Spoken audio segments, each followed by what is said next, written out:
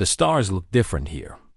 Captain Park Tae-won stood at the main window of the Horizon's Promise and watched the darkness ahead. For 300 years, humanity had traveled among the stars. They had met dozens of alien species. They had built colonies on distant worlds. But no one, human or alien, had ever crossed the galactic boundary. Until today. "Captain, we are receiving the signal again," said Kwon Jae-min from his station. The young communications officer looked worried. "It is definitely coming from beyond the boundary. A distress call.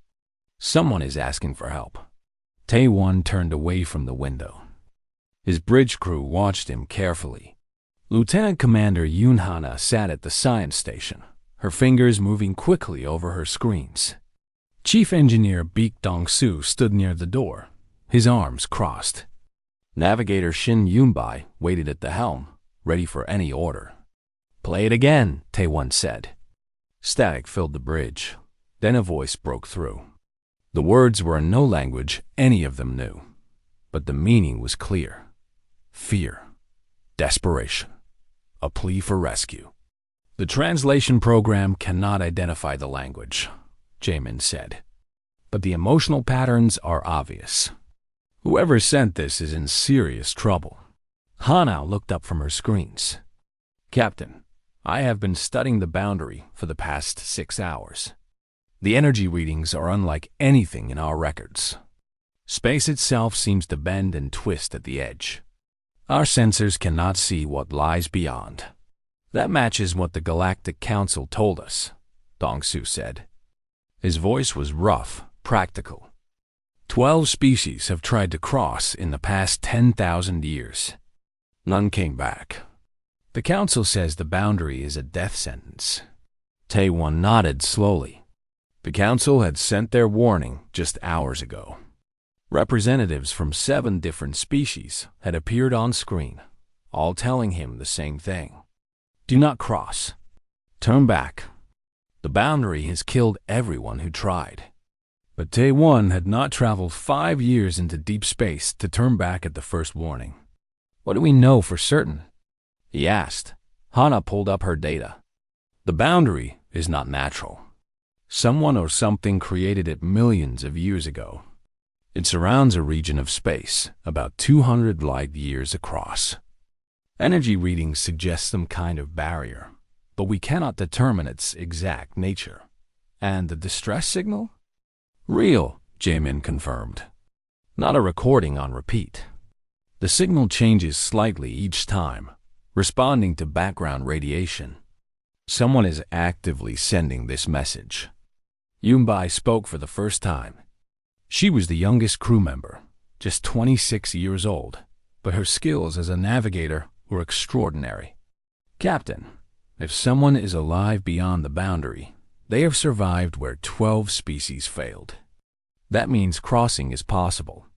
Or it means the signal is a trap," Dong-soo said. Silence fell over the bridge. Tae-won looked at each of his crew members in turn. They had served together for 5 years. They had faced pirates, solar storms, and first contact situations that nearly ended in disaster. He trusted them with his life. "I will not order anyone to cross that boundary," he said. "This is not a military mission. We are explorers. So I'm asking for a vote. Do we investigate the signal, or do we turn back?" Hana raised her hand first. "I vote to investigate. We are scientists. This is what we trained for." Jae-min nodded. "Someone is calling for help. We cannot ignore that." Yoon-bai smiled slightly. "I did not become a navigator to fly safe routes. I vote yes." All eyes turned to Dong-soo. The engineer sighed heavily. "You are all crazy. But I have kept this ship running through worse situations than this. I vote yes, but I want my objection recorded." Tae-won allowed himself a small smile. "Objection noted. Yoon-bai, take us in." The Horizon's Promise moved forward. The boundary grew larger on their screens, a wall of shimmering energy that stretched in all directions. Colors rippled through it like oil on water, beautiful and terrifying at the same time. Energy readings are increasing, Hana reported. The ship's systems are starting to fluctuate. The lights flickered. Warning alarms sounded briefly before going silent. Dongsu rushed to his engineering panel. The boundary is interfering with our power core, he said. Nothing dangerous yet, but I do not like this. Taewon gripped his chair. Hold course. The ship touched the boundary. For a moment, everything went white. Taewon felt his body stretch and compress at the same time. He heard his crew cry out in surprise. Then, just as quickly, the sensation ended. The white light faded. Taewon opened his eyes and looked at the main screen. What he saw made his breath catch in his throat. The stars were wrong. They burned in colors he had never seen before. Purple and gold and deep crimson. The familiar constellations were gone, replaced by patterns that hurt his eyes to follow. We crossed, Yunbai whispered. We actually crossed. Communications are dead, Jamin said. No contact with known space. We are completely cut off. Hana stared at her screens with wide eyes. Captain, you need to see this. She transferred her display to the main screen. The crew fell silent. Ahead of them, floating in the strange light of alien stars, were ships. Thousands of ships. Vessels of every size and design, from massive battleships to tiny exploration craft. Some were familiar, matching known species from the Galactic Council. Others were completely unknown, built by civilizations that had vanished from history long ago. All of them were dead, dark, silent, drifting like leaves on water. A graveyard of ships from across the galaxy, all gathered in one terrible place. 12 species tried to cross, Dongsu said quietly. I think we just found where they ended up. Taewon stared at the graveyard. Somewhere beyond it, the distress signal still called. Someone was still alive out there, waiting for rescue. But first, they would have to pass through a field of death that had claimed every bold explorer who came before them. All hands, Taewon said, his voice steady despite the fear in his heart. Prepare for investigation. We did not come this far to stop now. The horizon's promise moved forward into the graveyard of the bold. And somewhere in the darkness ahead, something ancient watched them approach. The silence was the worst part. Captain Park Taewon had traveled through space for 20 years, and he knew that space was never truly quiet. Ships hummed with power. Computers beeped with data. Crew members talked and laughed and argued. But here, in the graveyard beyond the boundary, the silence pressed against them like a physical weight. Dead ships drifted past the windows of the horizon's promise. Some were ancient, their hulls eaten away by time. Others looked almost new, their lights only recently gone dark.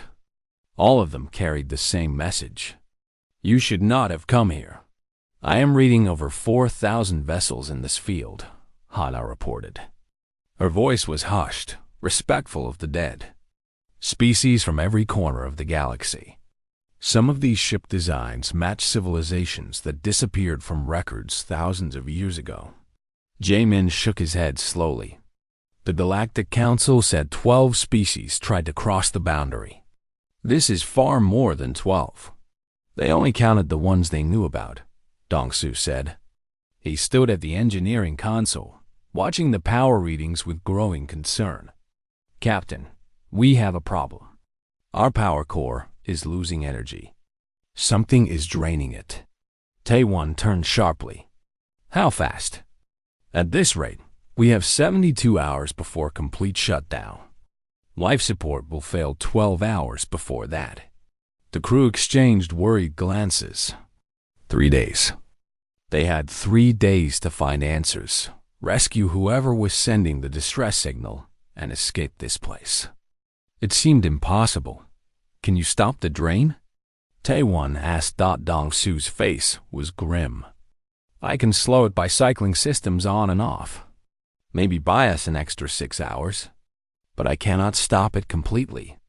Whatever is doing this, it is beyond our technology. Hana was studying her screens intensely. Captain, I think I understand what is happening. There is an energy field surrounding this entire region. I am calling it the Veil. It slowly absorbs power from any vessel that enters. That is why all these ships are dead. They ran out of power and could not leave. A trap, Yunbai said quietly. The boundary lets ships in, but drains them before they can escape. The distress signal, Jaemin said suddenly. If the Veil drains all power, how is someone still sending a signal? Everyone turned to look at him. It was a good question. If this graveyard killed all power sources, how could any survivor still be calling for help? There, Hana said, pointing at her screen. On the far side of the graveyard, I am detecting one vessel with minimal power signatures. It is the only ship in this entire field that is not completely dead. To made his decision quickly. Yunbai, plot a course. We are going to that ship. The Horizon's Promise moved carefully through the floating wreckage. Yunbai's hands were steady on the controls, guiding them past massive battleships and broken cargo vessels. Through the windows, they could see the remains of 100 different civilizations. Great explorers, brave warriors, curious scientists, all reduced to floating tombs. I want to know what happened to these people, Taewon said. Jaemin, can you access any of their computer systems? I will try. Jaemin worked at his console for several minutes. I am receiving partial data from a nearby vessel. It appears to be a scout ship from the Meridian Collective. They crossed the boundary approximately 200 years ago. What does the log say? Jaemin's face went pale as he read.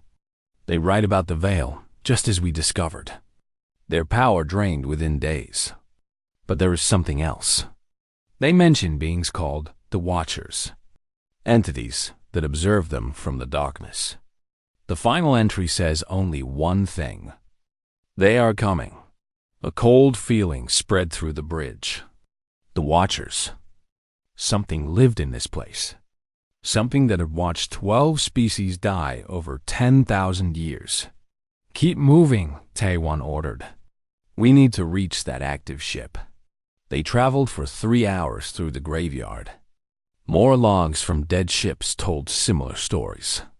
Species after species had crossed the boundary with hope and curiosity. All of them had encountered the Veil. All of them had seen the Watchers.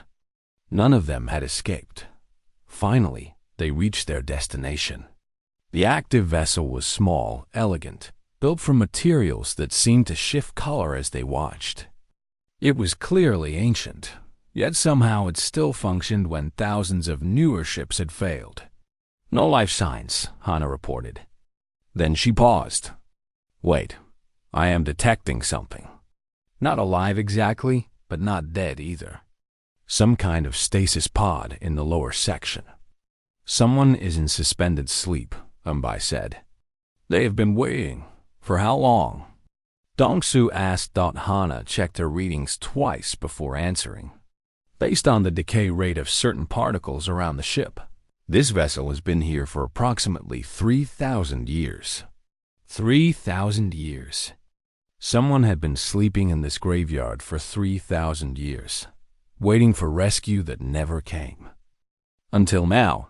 I am going over there, Taewon said. Nah, Jaemin, you are with me. Dong-su, keep working on slowing that power drain. Yunbai, be ready to move us fast if anything goes wrong. The three of them suited up and crossed to the alien vessel. The interior was strange, but beautiful. Walls curved like flowing water. Soft light came from surfaces that had no visible source. Everything felt peaceful, despite the horror outside. They found the stasis pod in a small chamber at the ship's heart. Inside, a figure lay sleeping. Not human. Tall and slender, with silver skin and features that seemed almost like a painting. Beautiful in a way that was completely alien. "This matches no known species," Hana whispered. "But wait. I recognize this ship design from old records. This is a Kethmari vessel." Jamin's eyes widened. The Kethmari vanished 3,000 years ago.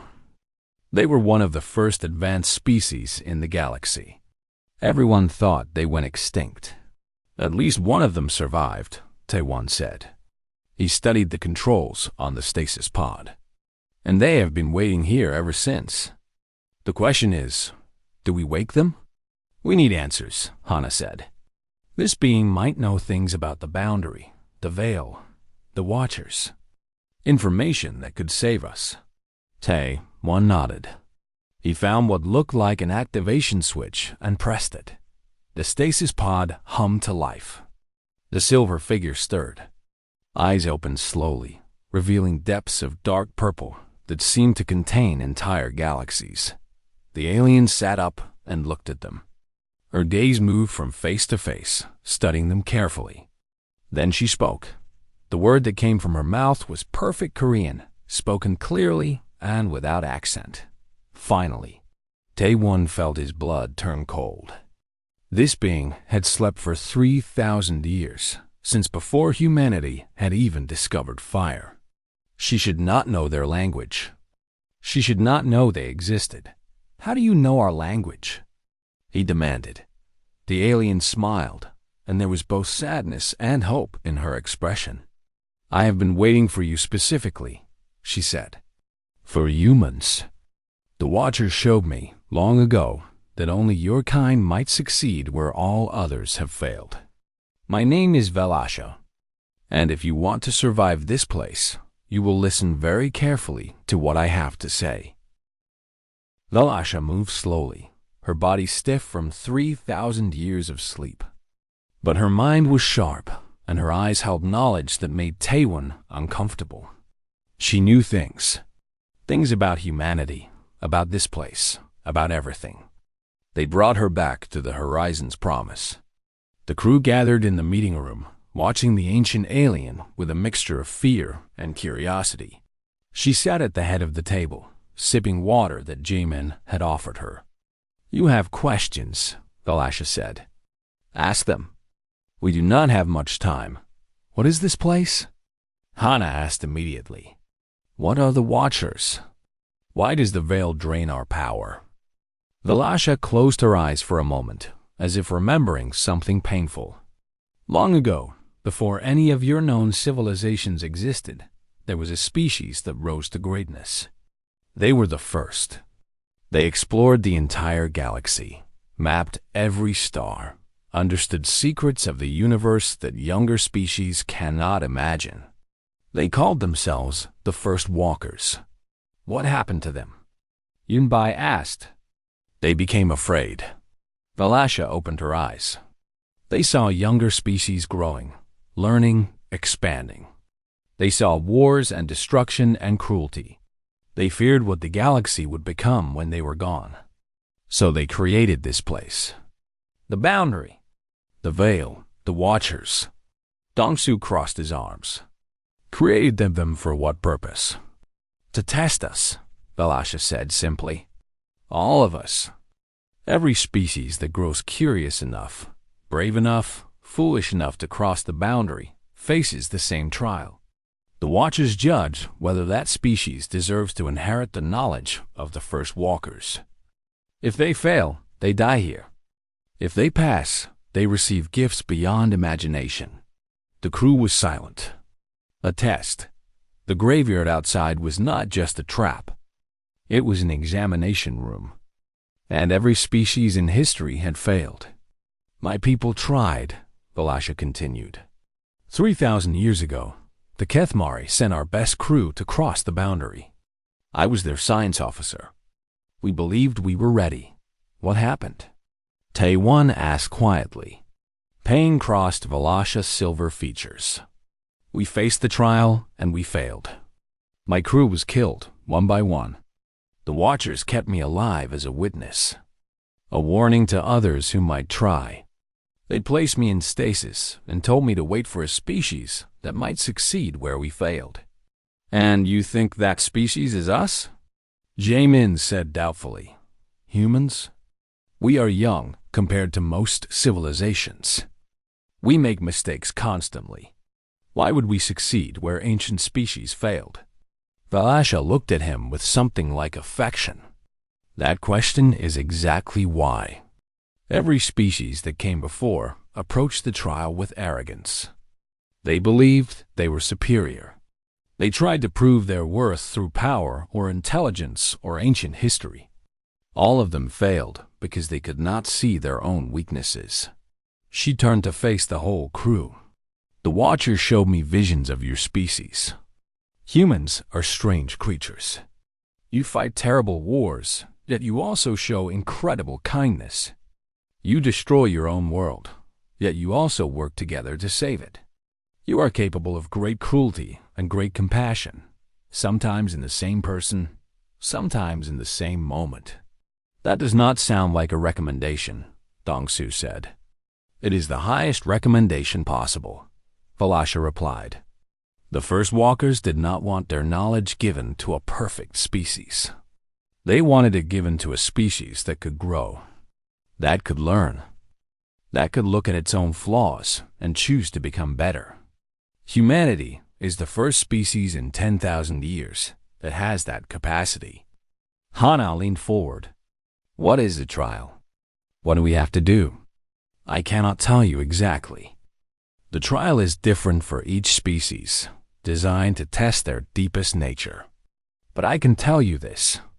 Every species before you approached with either fear or aggression. They tried to fight the Watchers, or they tried to hide from them. Neither approach works. Then what does work? Taewon asked. Valasha smiled sadly. I do not know. That is what I failed to discover. But I believe the answer is something only humans can find. The ship shuddered slightly.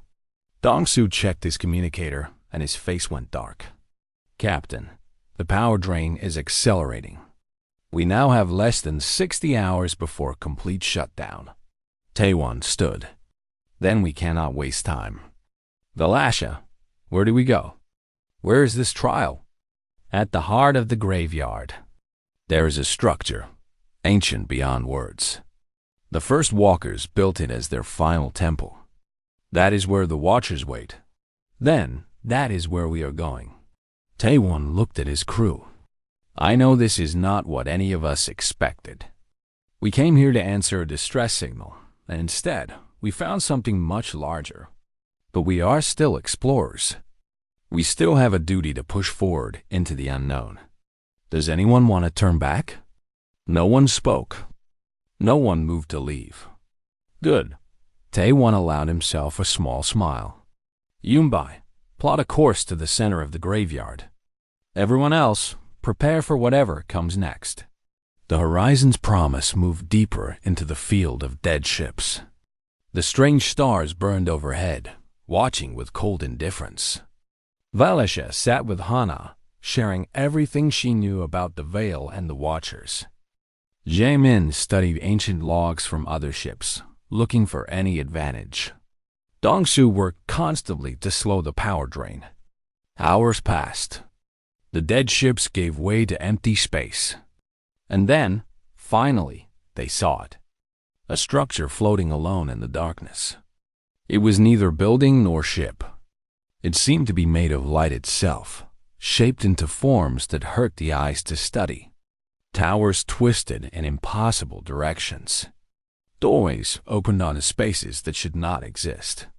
The whole thing radiated age and power and quiet menace. That is the temple, Valasha whispered. That is where I failed. That is where my crew died. It looks like it was built by gods, Yunbai said. Perhaps it was, Valasha replied. They approached slowly. As they drew closer, the temple seemed to notice them. Lights flickered across its surface. The impossible doorways turned toward them like eyes. Then a voice filled the ship. It did not come through speakers. It appeared directly in their minds, bypassing ears entirely.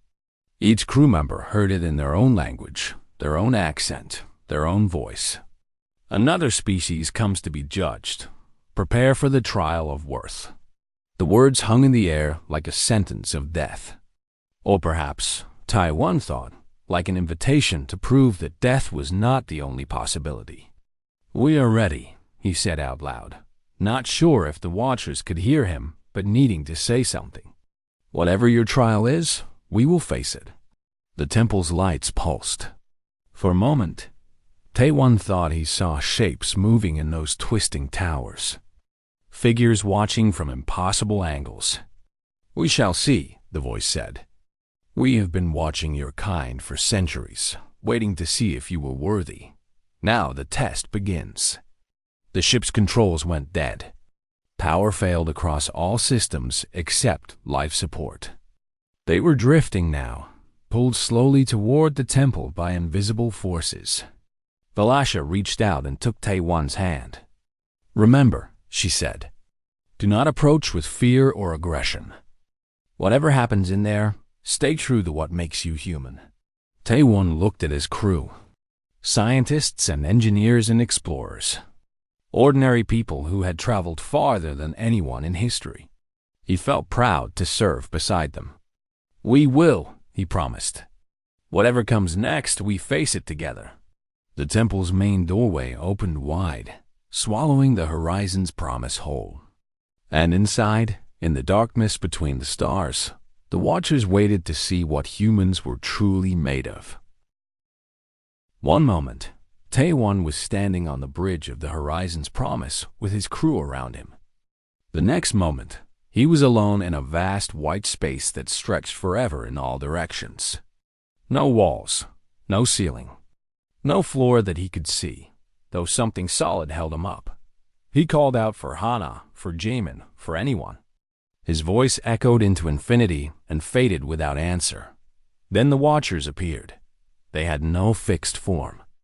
They shifted constantly, becoming faces and shapes and things that Taiwan's human brain could not process.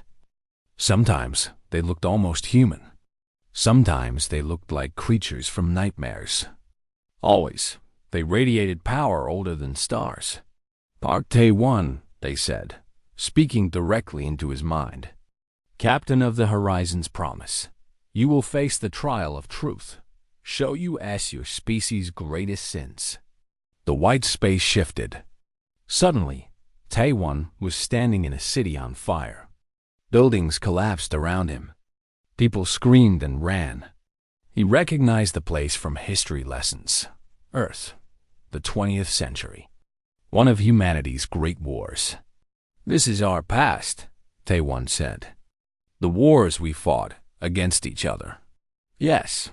The watcher's voice was cold. "Your species has killed millions of its own kind.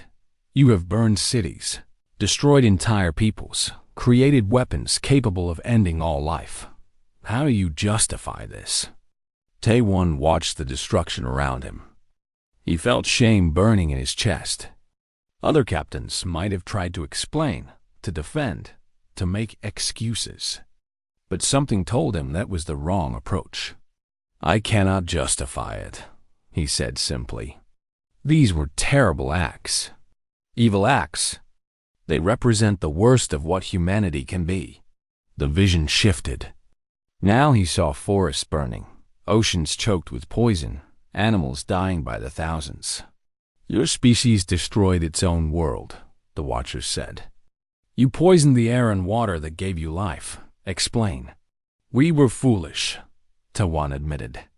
"We did not understand the damage we were causing until it was almost too late. We hurt our planet badly. Almost too late?" The watchers seemed interested. "Explain." "We changed. When we finally understood the truth, we worked together to fix what we had broken. It took generations. We made many more mistakes along the way. But we kept trying. We never gave up on our world." The vision shifted again. This time, Taiwan saw different images. Humans planting trees where forests had died. Scientists developing clean energy. Nations that had been enemies working together to heal the oceans. We are not perfect, Taewon said. We have done terrible things. But we also have the ability to recognize our mistakes and try to do better. That is what makes us human. The watchers were silent for a long moment. Then the white space returned, and Taewon realized he had passed the first trial. Meanwhile, in another part of the temple, Yunbai faced her own test. Shin Yunbai, the watcher said, you will face the trial of sacrifice.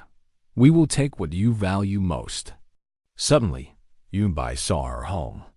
Her parents' small house in the mountains of Korea, her mother cooking dinner, her father reading in his favorite chair, her childhood dog running in the garden. All the memories she carried with her across the stars. We will erase these memories, the watcher said. You will forget your home, your family, everything that made you who you are. This is the price of passing. Yunbai felt fear grip her heart. Those memories were everything to her. They were the reason she became an explorer, the reason she wanted to see the wonders of the universe, so she could return home someday and share them with the people she loved. But then she realized something. No, she said. Nitrogen monoxide? The watchers sounded surprised. I refuse your sacrifice. Not because I am selfish, but because you are testing the wrong thing. Yunbai stood straight and spoke clearly. My love for home is not a weakness to be given up. It is my greatest strength. It is why I explore. Every new world I discover, I see through the eyes of the child who grew up in those mountains. Every wonder of the universe, I want to bring back and share with the people who raised me. You refuse the trial? I refuse your terms. If loving my home disqualifies me, then your test is broken. Sacrifice means giving up something that costs you. But giving up my memories would make me a different person entirely. You would not be testing me anymore. You would be testing someone else. The watchers fell silent. For thousands of years, every species had either accepted their demands or tried to fight them. No one had ever simply refused and explained why. Interesting, the watchers finally said. Continue. In another chamber, Jaemin faced the trial of purpose. Kwon Jaemin answered this question. Why should humanity continue to exist? What purpose do you serve in the universe? Jaemin thought carefully. He was a communications officer, trained to choose words precisely. This question had been asked before. Every species in the graveyard had tried to answer it with claims of greatness, of destiny, of special purpose. But Jaemin answered differently. We serve no grand purpose, he said. We are not chosen by destiny. We have no special role written in the stars. Then why should you continue? Because we are not finished yet. Yeoman smiled slightly. Humanity is still growing, still learning, still becoming something new. We do not know what we will be in 1,000 years or 1,000,000 years. We might become something wonderful. We might destroy ourselves. But we deserve the chance to find out. Many species have sought similar things. Maybe. But do you know what makes us different? We do not just believe in our own potential. We believe in everyone's potential. When we meet new species, we do not just ask what they can do for us. We ask what we can learn from each other. Humanity's purpose is not to be the best. It is to help everyone become better together. The watchers considered this. Meanwhile, Hana had reached her own understanding. The trials are not about right answers, she said out loud, though she could not see the watchers. You are not looking for strength or knowledge or perfection. You are looking for self-awareness. Every species that failed believed they had to prove they were worthy. But the real test is admitting that no one is ever truly worthy. Growth requires knowing you are not finished. And deep in the temple, Dongsu faced the watchers with his own question. Why do you test us? He demanded. What gives you the right to judge? The watchers had never been challenged this way. For 10,000 years, species had accepted their authority without question. We were created to judge, they said, by beings who are long dead, Dong Su replied. The first walkers are gone. Maybe they had the right to test others. But you are just machines following old instructions. When was the last time you questioned whether those instructions were still correct? Silence. You have been watching the galaxy for millions of years, Dong Su continued. You have seen species rise and fall, civilizations grow and die. Do you really believe the same test works for everyone? Or have you been waiting for someone to tell you that it is time to change? The temple trembled. Walls that had stood for eternity began to shift and move. Light flooded through cracks in reality, and the watchers began to change. Their forms stabilized. Their voices became clearer. They were no longer ancient judges from a dead civilization. They were something else entirely. You are the first, they said, and their voices held wonder instead of coldness. The first to see use for what we truly are. We are not judges, we are guardians, and we have been waiting for a species brave enough to question us. The crew found themselves together again, standing in the heart of the temple. The watchers surrounded them, no longer threatening but welcoming. You passed, Balasha whispered, tears streaming down her silver cheeks. You actually passed. And the watchers spoke words that changed everything. The trial is complete. Now we will show you what you have inherited. The temple transformed around them. Walls of light became windows into infinity. Stars and galaxies and wonders beyond imagination spread out in every direction. The crew of the Horizon's Promise stood at the center of the universe, watching creation unfold before their eyes. The watchers had changed. Their forms were stable now, beautiful in a way that no longer hurt to see. They moved through the starlight like dancers, ancient and graceful, and finally at peace. For 1 billion years, we have waited, the watchers said. The first walkers created us to guard their legacy. They knew that someday a species would come that deserved to inherit their knowledge. A species that could face hard truths, value what matters, and question authority. You are that species. Hana stepped forward, her scientific curiosity overcoming her fear. What knowledge? What are you offering us? The temple's light shifted. Suddenly, they saw maps of the galaxy in detail that no human had ever imagined. Trade routes between ancient civilizations. Locations of resources beyond counting. Technologies that could reshape reality itself. Everything the first walkers learned in their time, the watchers explained. The secrets of faster-than-light travel without wormholes. The ability to build structures that last forever. Knowledge of dimensions beyond the four, you know. Medical science that can cure any disease and extend life for centuries. This is the inheritance we guard. Tae-Won felt dizzy. The implications were staggering. With this knowledge, humanity could solve every problem it had ever faced. Poverty, disease, war itself might become obsolete when resources were unlimited. But Dong Su, practical as always, asked the important question.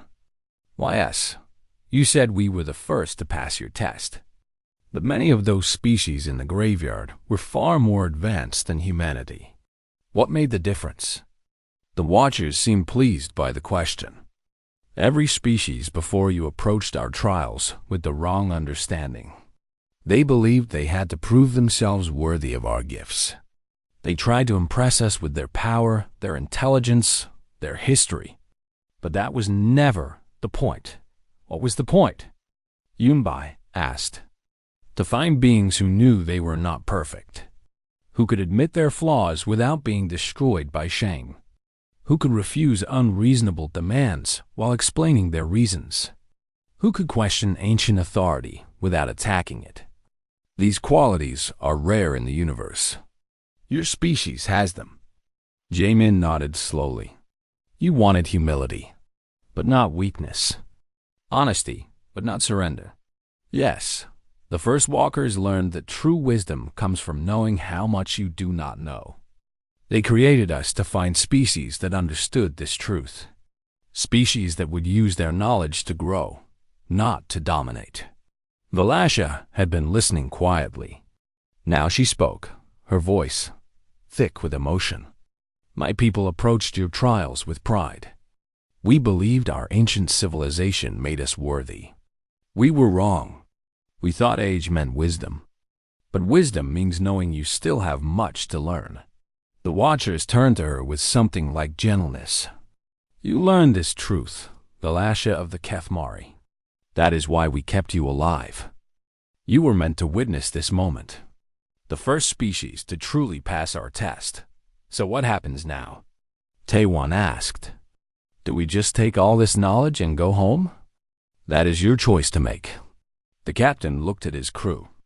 These people had traveled with him for 5 years through the dangers of space. They had faced this impossible situation with courage and wisdom. He trusted them completely. What do you all think? He asked. This is too big a decision for one person to make. Hana spoke first. Part of me wants to accept everything. Think of what we could learn, what we could do for humanity and the galaxy. But Taewon prompted. But I am worried. Is humanity ready for this much power? We have made terrible mistakes in the past. With technology this advanced, our mistakes could be even worse. Dongsu nodded. She is right. I have seen what happens when people get power they do not know how to handle. Ships break down because captains push them beyond their limits. Colonies fail because settlers do not understand their new environments. Knowledge without understanding is dangerous. Yumbai had been thinking quietly. Now she offered an idea. What if we take a middle path? Accept some knowledge, but not all of it. Take what we can understand now. Come back for more when we are ready. Is that possible? Jae-min asked the Watchers. It is not only possible, they replied. It is what we hoped you would suggest. Every species before demanded everything or nothing. You are the first to understand that knowledge should be earned gradually. This proves you are truly ready. The Watchers gathered around the crew, their forms radiating approval. We will give you star charts to regions of space no living species has ever seen. We will upgrade your ship's technology so you can safely cross the boundary whenever you wish. And we will grant you the ability to communicate with us so you may return for more knowledge as you grow. That is all? Taewon asked, surprised by the restraint. That is enough for now. Your species will learn and grow and change over the coming centuries. Each time you are ready for more, we will be here. This is not an ending.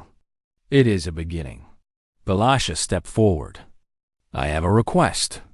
I wish to stay here with the Watchers. I have been waiting 3,000 years for this moment. Now that it has arrived, I want to help prepare for what comes next. Perhaps I can teach future species about what happened here.